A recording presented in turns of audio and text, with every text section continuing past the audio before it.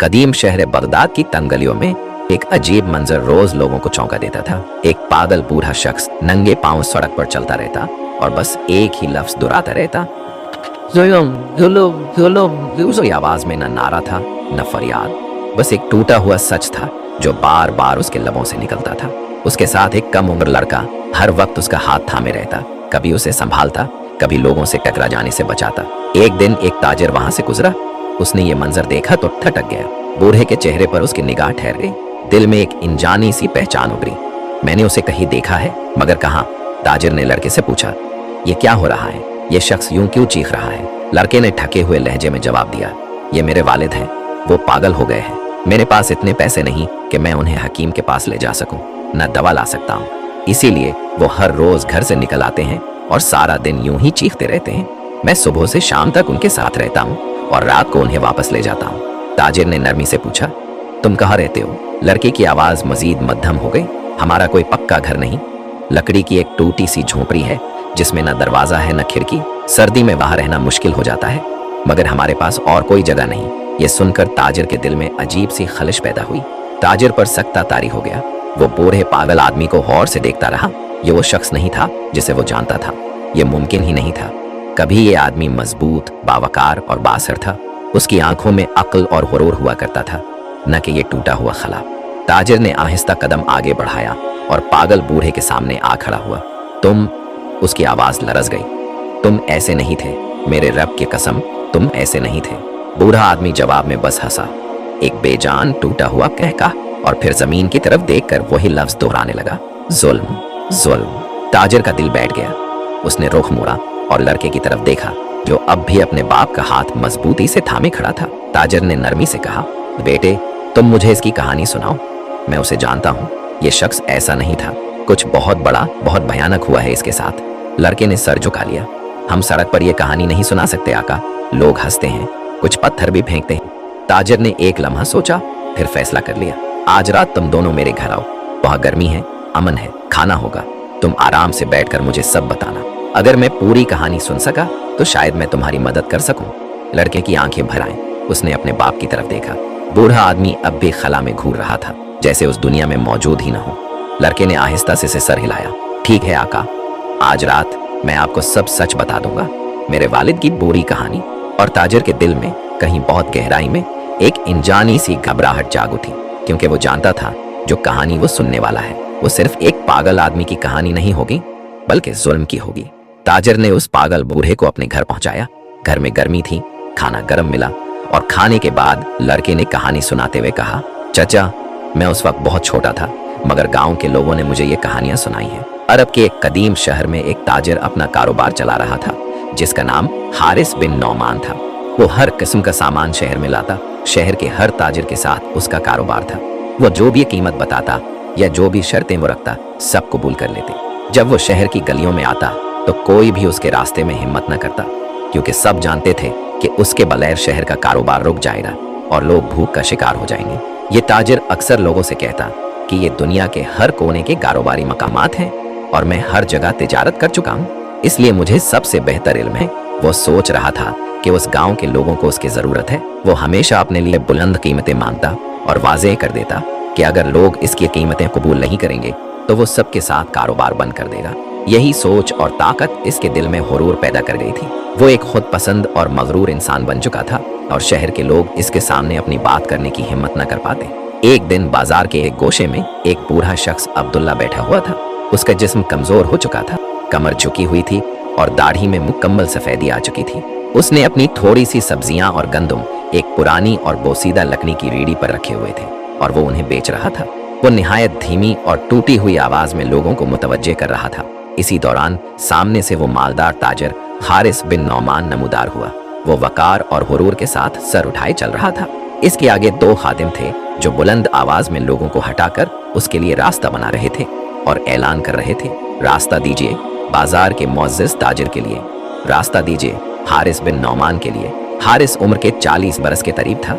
मजबूत जिस्म, चौड़े कंधे और सानोला रंग उसकी शख्सियत को नुमाया कर रहे थे। इसके लिबास से खुशबू आ रही थी। उसने सोने के काम से मुज़य्यन कीमती जब्बा पहन रखा था और सर पर साफ सफेद अम्मामा बांधा हुआ था। जो उसके मर्तबे को जाहिर कर रहा था। जब वो बूढ़े अब्दुल्ला के करीब से गुजरा तो रीढ़ी की वजह से उसका रास्ता कुछ तंग हो गया। वो रुक गया, उसके चेहरे पर नागवारी के आसार नुमाया हुए, और उसने सख्त लहजे में कहा, ये बोसीदा लकड़ी की रीढ़ी यहाँ क्यों खड़ी है? क्या तुम्हें मालूम नहीं कि ये मुअज़्ज़ज़ और साहिब सरवत लोगों का रास्ता है? क्या तुम्हें ये जुर्रत है कि अहले माल का गुजरगाह में हायल हो जाओ? फिर उसने अपने भारी चमड़े के जूते से जोरदार ठोकर मारी, जिससे बूढ़े अब्दुल्ला की रीढ़ी उलट गई। सब्जियां जमीन पर बिखर गईं और अब्दुल्ला तवाज़ुन बरकरार न रख सका और एक तरफ जा गिरा। ये मंजर देखकर कुछ लोग हंसने लगे, कुछ हैरत और अफसोस में खामोश खड़े रहे, और बहुत से लोग ताजिर के रुतबे, ताकत और असर और रसूख के खौफ से कुछ कहने की हिम्मत न कर सके। पूरे बाजार में एक लम्हे के लिए अजीब सी खामोशी छा गई, लेकिन बाजार की तंग राहदारियों के पीछे से ये सब कुछ एक नौजवान लड़का देख रहा था, जिसका नाम अयान था, जो जवानी के उरूज पर था। उसने सफेद रंग का खुमार ओढ़ रखा था और उसके हाथ में रोटी का एक टुकड़ा और पनीर का एक हिस्सा था। उसने ये मंजर देखा तो वो मजबूत इरादे के साथ आगे बढ़ा। उसके दिल से एक पुख्ता आवाज निकली, अल्लाह की कसम, मेरा बाप इस बाजार में जलील नहीं होगा जब तक मैं जिंदा और बाशऊर हूँ। वो बूढ़े अब्दुल्ला की तरफ बढ़ा। उसकी आवाज में फिक्र और दर्द था। जब वो बुलंद आवाज में पुकारने लगा, अब्बा, क्या आपको कोई चोट तो नहीं आई? ये सुनकर लोग बूढ़े अब्दुल्ला के गिर्द जमा हो गए। उनमें से कुछ ने आगे बढ़कर उसे सहारा दिया और उठने में मदद करने लगी। इसकी आंखों में दबे हुए आंसू झलक रहे थे और उसके चेहरे पर सब्र और खामोशी का गहरा साया था। लड़का झुक गया और जमीन पर गिरी हुई बाकी सब्जियां समेटने लगा। फिर वो अमीर ताजिर हारिस बिन नौमान की तरफ मुड़ा। उसने कहा, ऐ मगरूर ताजिर, क्या तुम्हें इस बूढ़े की सफेद दाढ़ी और कमजोरी पर जरा भी शर्म नहीं आती? क्या दौलत वालों का तरीका यही है कि वो कमजोर और बेबस लोगों के साथ इस तरह का बर्ताव करे? ये सुनकर हारिस बिन नौमान का चेहरा गुस्से से सुर्ख हो गया। उसने आंखें तंग की और सख्त लहजे में बोला, तो कौन है ए लड़के, और तेरा इस आदमी से क्या ताल्लुक है? इसने मेरा रास्ता रोका था, इसलिए जो कुछ इसके साथ हुआ वो उसी के लायक था। लड़का बोला, सुनो, अगर तुम्हारे दिल में जरा सी भी गैरत और इंसानियत होती तो तुम एक बेबस, कमजोर और गरीब बूढ़े की रीढ़ी को ठोकर न मारते।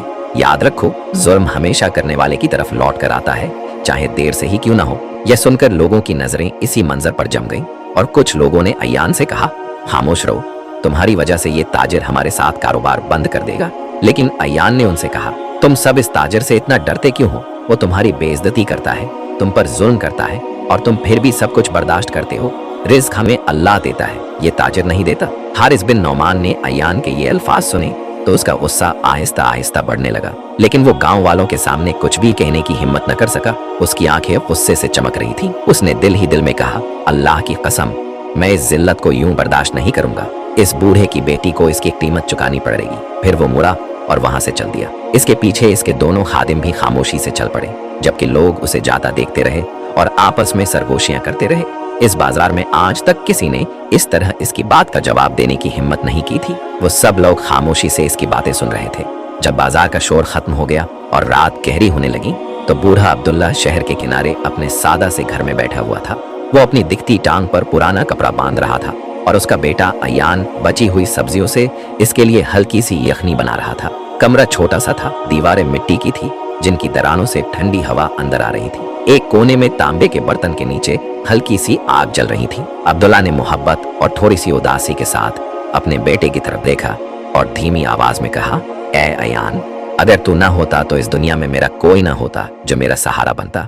अयान हल्की सी मुस्कुराहट के साथ बोला, जिसमें आंसुओं की नमी छुपी हुई थी, और अब्बा, अगर आप ना होते तो मेरे पास भी कोई दुनिया ना होती जिसमें मैं जी सकता। फिर वो चंद लम्हे खामोश रहा और फिर मजबूत और पुख्ता लहजे में बोला, वो आदमी ये समझता है कि ताकत सोने, दौलत और खादिमों में होती है, लेकिन मैं उसे वो दिखाऊंगा जिसका उसने कभी ख्याल भी नहीं किया होगा।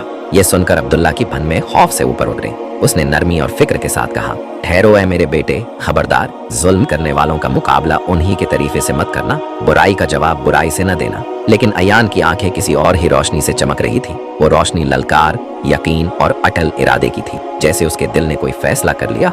दूसरी तरफ हारिस बिन नौमान अपने शानदार महल में सजावट वाली मेज के पास बैठा था। उसके सामने गोश्त के मुख्तलिफ पकवान, फतायर और मशरूबात के प्याले रखे थे। उसने गुस्से और तकब्बुर के साथ अपने खादिम से कहा, वो लड़का कौन है? मैं उसके बारे में सब कुछ जानना चाहता हूँ। वो कौन है, क्या करता है और किन लोगों के साथ उठता बैठता है? मैं अपनी बेइज्जती बर्दाश्त नहीं करता और जो जवाब मैं दूंगा वो सख्त होगा। खादिम ने अदब से सर झुकाकर कहा, जी आका, मैं सुबह इसके बारे में सब खबरें जमा कर लूंगा। इसके बाद हारिस बिन नौमान अपने सुजे हुए तकिए पर दराज हो गया। उसने शहादत की उंगली से अपनी ठोरी थामी और गहरी सोच में डूब गया। फिर दिल ही दिल में बोला, बदला सब्र मांगता है और मैं सब्र करना जानता हूँ, खास तौर पर जब कीमत बड़ी हो। जब रात अपनी खामोशी के साथ पूरे शहर पर छा रही थी तो दो दिलों के दरमियान एक अंदरूनी कशमकश जन्म ले चुकी थी।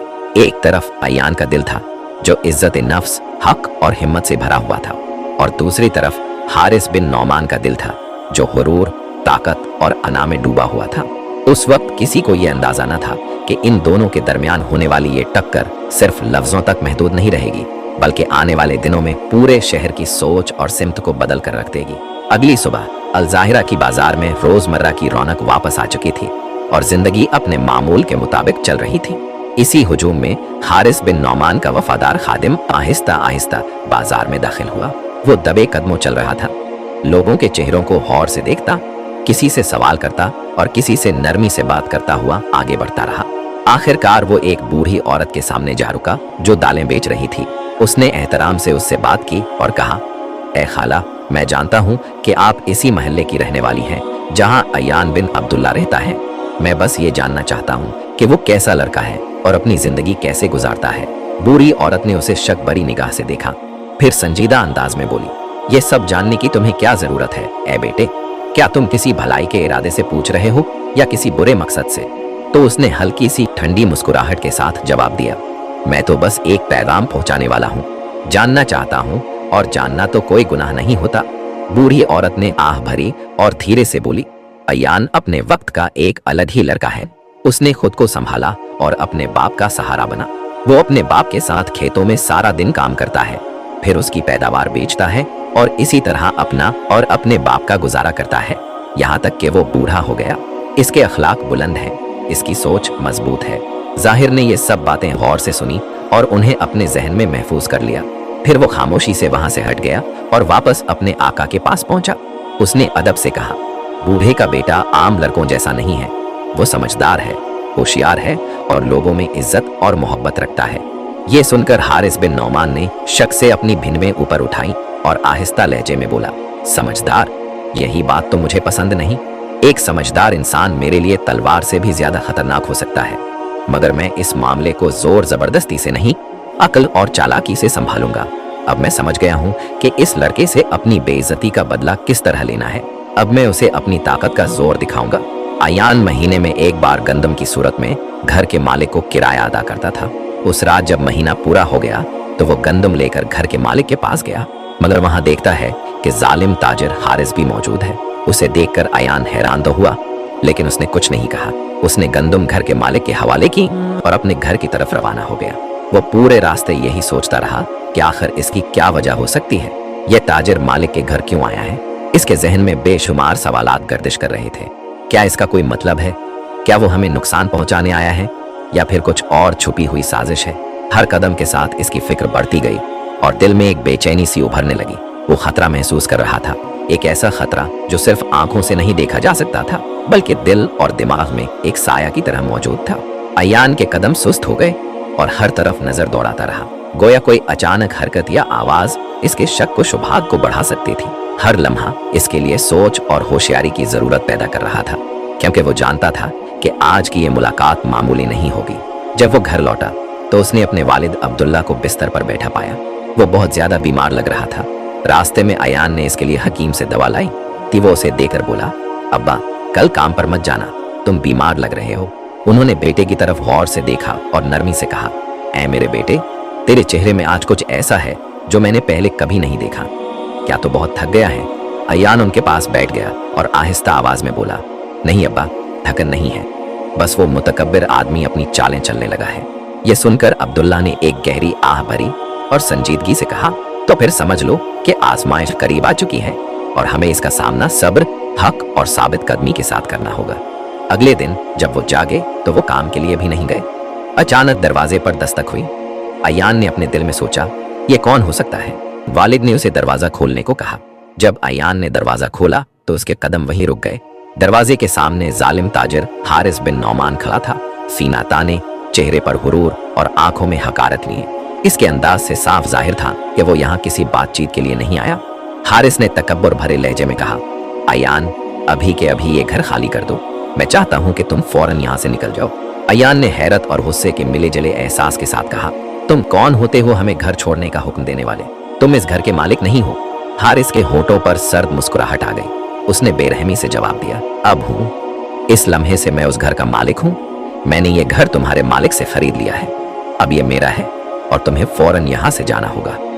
अयान ने लरजती आवाज में कहा, आखिर तुम ये सब मेरे साथ क्यों कर रहे हो? बराहे मेहरबानी मुझे कुछ वक्त दे दो। मेरे वालिद बीमार हैं, मौसम सख्त सर्द है, मैं एक दिन में कहां लेकर जाऊं उन्हें? ये सुनकर हारिस की आंखों में नफरत और ज्यादा गहरी हो गई। उसने सख्त लहजे में कहा, मैं तुम्हारी जिंदगी उस वक्त तक मुश्किल बनाता रहूंगा जब तक तुम आकर मेरे घर में नौकरी न करो, इसलिए कि तुमने मुझे सबके सामने जलील किया था। जब मैंने तुम्हारे बाप को मारा था तो तुम्हें भी बाकी लोगों की तरह खामोश रहना चाहिए था।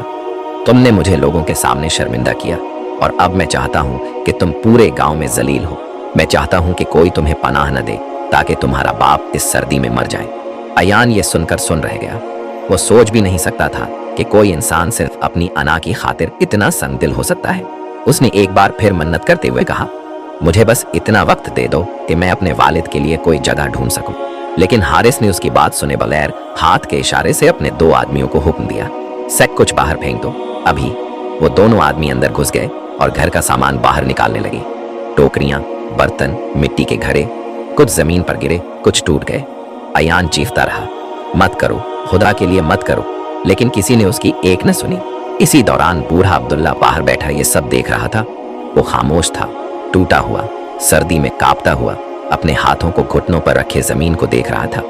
उसकी आंखों में आंसू थे मगर जबान पर कोई लफ्ज न था। वो खांसते और उदास नजर आ रहे थे तो अयान उनके पास गया और पुख्ता अज़्म के साथ बोला, अब्बा फिक्र मत करें, मैं कोई जगह तलाश कर लूंगा। आपको किसी चीज की फिक्र करने की जरूरत नहीं। मैं उन लोगों से जवाब लूंगा जिन्होंने हमारे साथ ये सुलूक किया।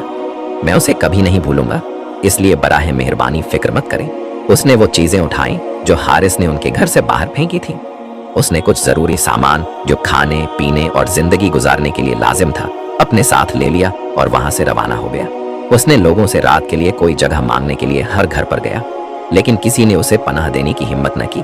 सब जानते थे कि अयान ने हारिस बिन नौमान के साथ मुकाबला किया था और गांव वाले किस ताकतवर और जालिम ताजिर से डरते थे, इसलिए किसी ने उसे जगह देने की हिम्मत नहीं की और हर घर के दरवाजे उसके सामने बंद हो गए।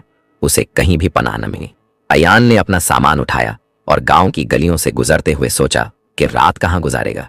आखिरकार वो गांव के किनारे पहुंचा जहां खुले मैदान और कुछ छोटे झोंपड़े थे। वो थोड़ा सा सुकून महसूस करते हुए एक खाली झोंपड़े के करीब बैठ गया। अपने वालिद के लिए फिक्र करते हुए उसने छोटे से आग के इर्द गिर्द सामान रखा और खाने के लिए कुछ रोटी निकाली। इसके वालिद की आंखों में आंसू थे और हाथ दुआ के लिए उठाए हुए थे। अल्लाह से दुआ कर रहे थे कि ये आजमाइश खत्म हो जाए। अयान भी अपने वह खुद बैठा दुआ कर रहा था। पूरी रात अयान और उसके वालिद सर्दी की वजह से सो न सके।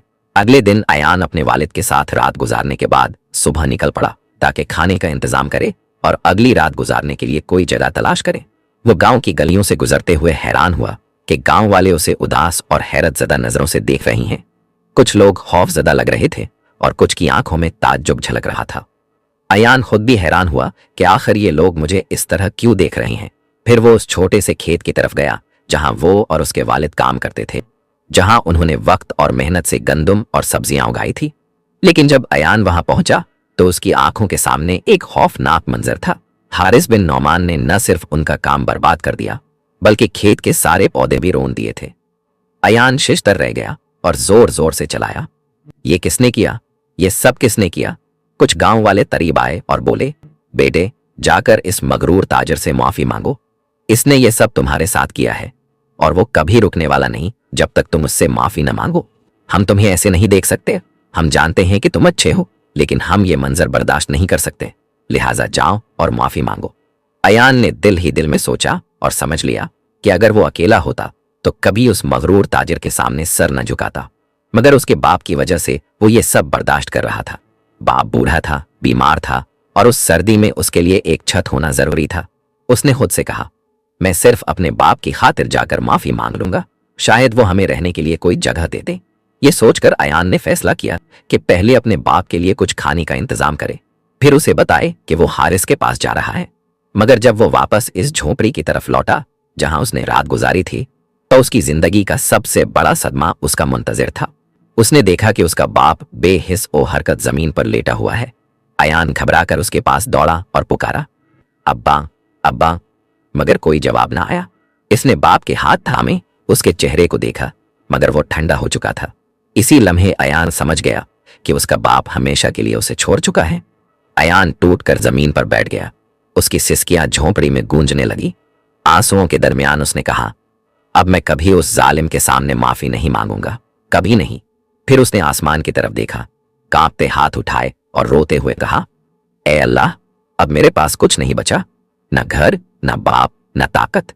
मैं इसके खिलाफ कुछ नहीं कर सकता, मगर तू सब कुछ कर सकता है। तू इससे ज्यादा ताकतवर है। ए अल्लाह, तू ही मेरा बदला ले, तू ही मेरा सहारा बन। इस लम्हे अयान के आंसुओं में सिर्फ गम नहीं था, बल्कि एक ऐसी दुआ थी जो अर्श तक पहुंचने वाली थी। अयान समझ चुका था कि अब उस शहर और उस गांव में उसका कोई नहीं रहा। यहां रहने की उसके पास कोई वजह बाकी न थी। उसने सब कुछ अल्लाह के हवाले किया और वो गांव छोड़कर दूर निकल गया। और वो जालिम ताजिर बदस्तूर अपने जुल्म और हुरूर के साथ अपने कामों में लगा रहा। मगर अयान की दुआ अल्लाह ने कबूल कर ली थी। अब वक्त आ चुका था कि अल्लाह खुद उस जालिम ताजिर से बदला ले। अयान के गांव छोड़ने को अभी 1 महीना भी पूरा ना हुआ था कि उस ताजिर को उसके सबसे वफादार नौकर ने धोखा दे दिया। वो उसका सारा माल वो दौलत समेट कर गायब हो गया। हारिस आग बगोला हो गया। गुस्से में आकर उसने इसी नौकर के घर को आग लगा दी। गांव के लोग पहले ही उसके जुल्म से तंग आ चुके थे। सब ने मिलकर काजी के पास शिकायत की। काजी ने गवाहों को सुनने के बाद हारिस की गिरफ्तारी का हुक्म दे दिया। हारिस का गुरूर दिन बदन बढ़ता जा रहा था। जब उसे गिरफ्तार करने का हुक्म हुआ तो उसने जाने से इनकार कर दिया और काजी को रिश्वत के तौर पर अपना बड़ा घर पेश किया। मगर काजी ईमानदार था। उसने वो घर रियासत की मिल्कियत करार दे दिया क्योंकि वो रिश्वत में दिया गया था और हारिस को सख्त सजाएं सुनाए। कई महीनों बाद वो जेल से रहा तो हो गया, मगर अब कोई ताजिर उससे कारोबार करने को तैयार न था।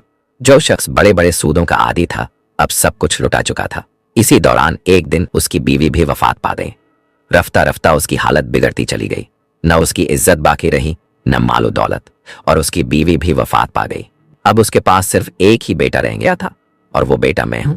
मेरे वालिद की ज़हनी हालत दिन ब दिन खराब होती गई। रातों को उन्हें नींद नहीं आती थी और दिन में खाना भी नहीं खाते थे। बस एक ही लफ्ज बार बार दोहराते रहते थे, जुल्म। आखिरकार सबने उन्हें दीवाना कहना शुरू कर दिया, क्योंकि एक वक्त ऐसा भी आया कि वो मुझे तक पहचान नहीं पाते थे। हम एक टूटी फूटी झोपड़ी में रहते हैं।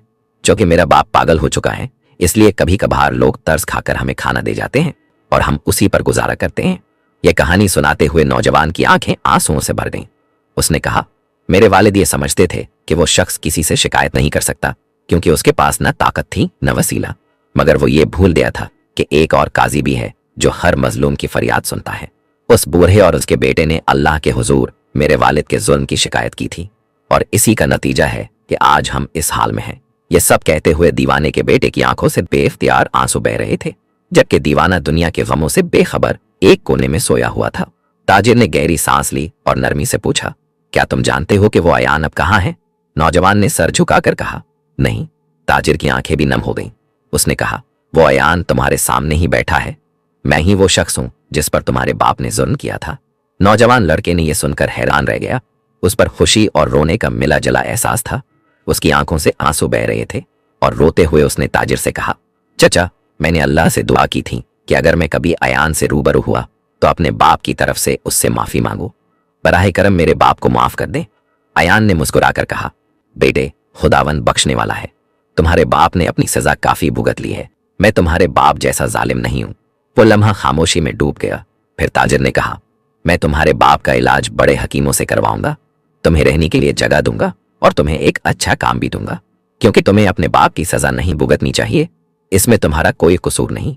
तुम्हारे बाप ने अपने गुनाहों की सजा वक्त पर खुद ही देख ली है। यह अल्लाह का इंसाफ था। दोस्तों, इस कहानी में मेरा मकसद यह दिखाना था कि कभी भी किसी को मजबूर मत करें कि वो आपके खिलाफ अल्लाह के पास शिकायत करे, क्योंकि जब कोई अल्लाह के पास आपकी शिकायत करता है तो अल्लाह सबसे बड़ा अदल करने वाला है। और समझ लो कि इसी लम्हे से आपकी असल जद्दोजहद और इम्तिहान शुरू हो गया है। जुल्म का अंजाम हमेशा बुरा होता है और आखिरकार इंसाफ होता है। इस कहानी से सबक मिलता है कि जुल्म करने वाला कभी खुश नहीं रहता। सब्र और ईमान रखने वाला आखिरकार कामयाब होता है। इंसाफ और सच्चाई की ताकत दौलत और ताकत से ज्यादा मजबूत होती है। तो अगर आपको ये कहानी पसंद आई हो तो लाइक करें, सब्सक्राइब करें और कमेंट में अपनी राय जरूर दें। आपकी हिमायत हमारे लिए बहुत